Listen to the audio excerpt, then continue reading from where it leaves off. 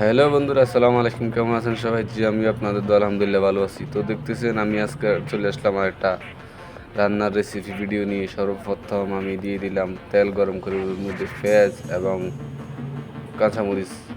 তো এখন নাড়তেছি, দেখেন নাড়াচাড়া করে দিতেছি। আজকে যে রান্না করতে কত রকমের ভুল হইলো দেখুন একটু। তো তারপর দিয়ে দিলাম আদা রসুন বাটা, সাথে অর্ধেক পেঁয়াজ বাটা দিয়ে দিলাম এর সাথে। তারপর নাড়াচাড়া করে রাখতেছি। এরপরে দিয়ে দেবো সকল মশলাগুলো একটা একটা করে উপরে তুলছি। তো সর্বপ্রথম দিয়ে দেব হলুদের গুঁড়া, তারপরে দিয়ে দেব মিক্স মশলা, তারপর হচ্ছে মরিচের গুঁড়া। তো তিনটা দিয়ে একটু নাড়াচাড়া করে নিতে হবে। তো অনেকক্ষণ নাড়াচাড়া করতেছি।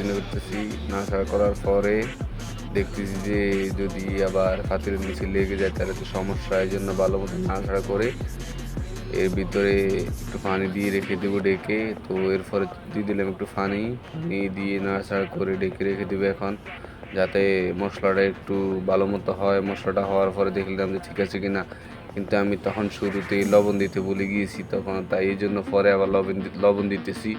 তো লবণটা দিয়ে একটু নাড়াচাড়া করে তারপরে আবার ডেকে রেখে দেবো, যাতে মশলাগুলা ভালো মতো কষে অথবা ভালো মতো হয়।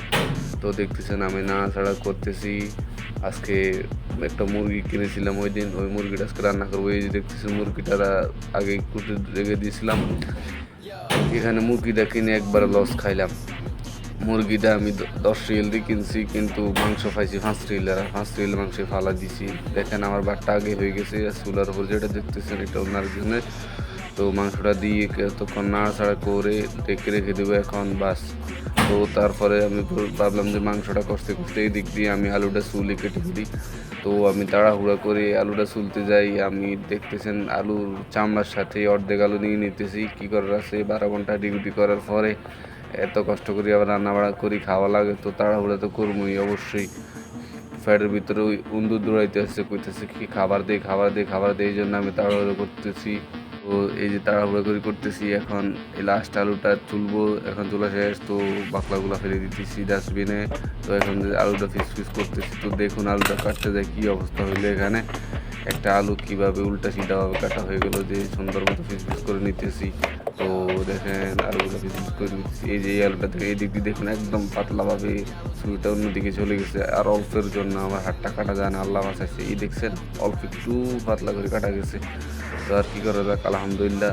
তারপরে আবার কাটা শুরু করলাম আলুটা। আলু কাটা শেষ। এখন মাংসটা দেখতেছি হয়েছে কিনা। তো নাড়াচাড়া দিয়ে দেখতেছি যে মাংস না হয় না, একটু মানে পানি দরকার আর একটু। তো আমি তখন লবণ দিতে ভুলে গেছি। এখন আবার আদা তেজপাতা এবং লং এলাচ এগুলো দিতে বলেছি, এগুলো এখন আবার দিলাম।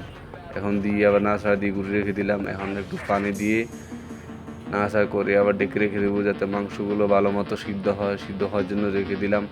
তো ওই দেখলাম যে সিদ্ধ হয়ে আসছে, তো এই জন্য আলুটা দিয়ে দিলাম।